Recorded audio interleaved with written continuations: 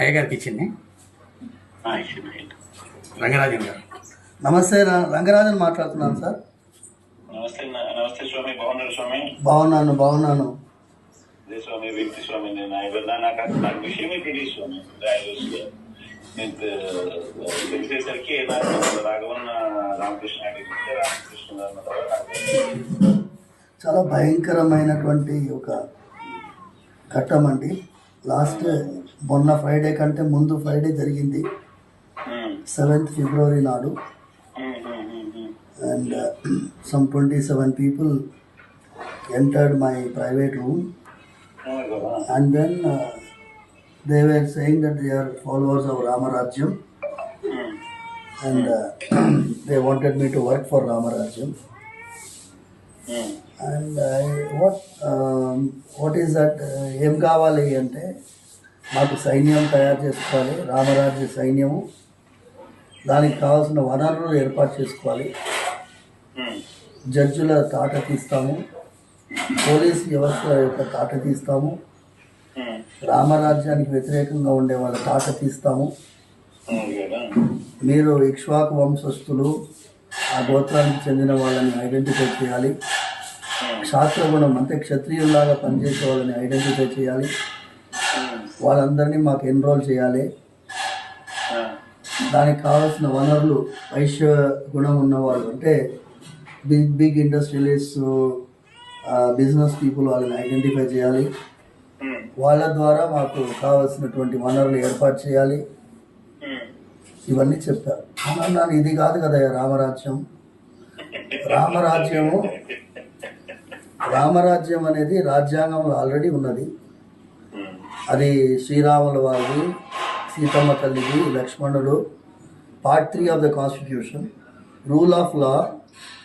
రాజ్యము మన న్యాయం ఉన్నది, చట్టం ఉన్నది, ధర్మం ఉన్నది, న్యాయస్థానాలు ఉన్నాయి. అవన్నీ సక్రమంగా పనిచేసి ఈ దేశంలో శాంతి భద్రత ఉండేటట్టు చేయడమే కదా రామరాజ్యము.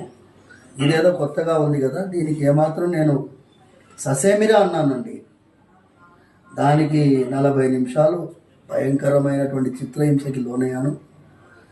తర్వాత నేను ఇక లాభం లేదు అని చెప్పి సరే అన్నట్టుగా లాస్ట్లో ఒక 2-3 minutes నేను వాళ్ళతో ఏకీభవించినట్టు. ఎందుకంటే బాడీ అంతా you can see people were surprise when I came out of the room after they left. కళ్ళంతా ఎర్రగైపోయినాయి, శరీరం అంతా ఒకటే నొప్పి. Imagine sir, I'm 58 years old.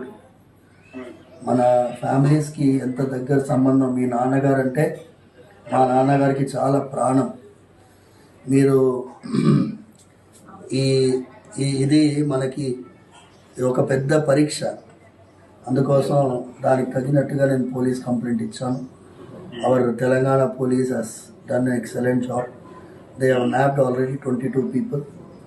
ముఖ్యమంత్రి రేవంత్ రెడ్డి గారు కూడా ఫోన్లో మాట్లాడారు సార్. It's all of you are having so much of affection.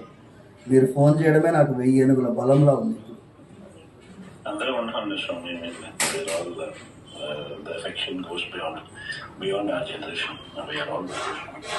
Thank you sir. Thanks for calling sir.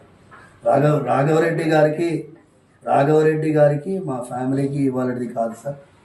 మీరు మీ నాన్నగారు చేవళ్ళకి పాదయాత్ర ప్రారంభించే ముందు రాఘవరెడ్డి గారు నాన్నగారు ఉన్నారు. ఆయన అన్నారు ఒక మాట, మా టెంపుల్లో స్వామివారు వెలిసింది గుణాల మాధవరెడ్డి గారికి కలలో. ప్రతి ఏడాది ఆయన పాదయాత్రగా తిరుమలకి వెళ్ళేవారు. నాన్నగారు ఏమన్నారంటే, గుణాల మాధవరెడ్డి పాదయాత్రగా తిరుమలకి వెళ్ళారనేది స్థల పురాణం, కానీ ఈ కొండా రాఘవరెడ్డి మాత్రం ప్రతి ఏడాది పాదయాత్రగా పోతాడు, ఇది ప్రత్యక్షమైనటువంటి నిదర్శనం అని చెప్పారు. అలాంటి ఫ్యామిలీ మనిషి సార్ మాతో ఉన్నారు. ఆయన పాపం మీకు తెలియదు, నేను మాట్లాడిస్తాను. మీరు మధ్యాహ్నం ఇవాళ శివాజీ జయంతి, చిలుకూరులో మేము రామదాసుల వారి గోష్ఠిగాన ఏర్పాటు చేసుకున్నాము. ఇంకొక అరగంటలో వాళ్ళు పాట పాడే వాళ్ళందరూ వస్తున్నారు. అందుకోసం మీతో ఈ టైంలో మాట్లాడాలని చెప్పాను.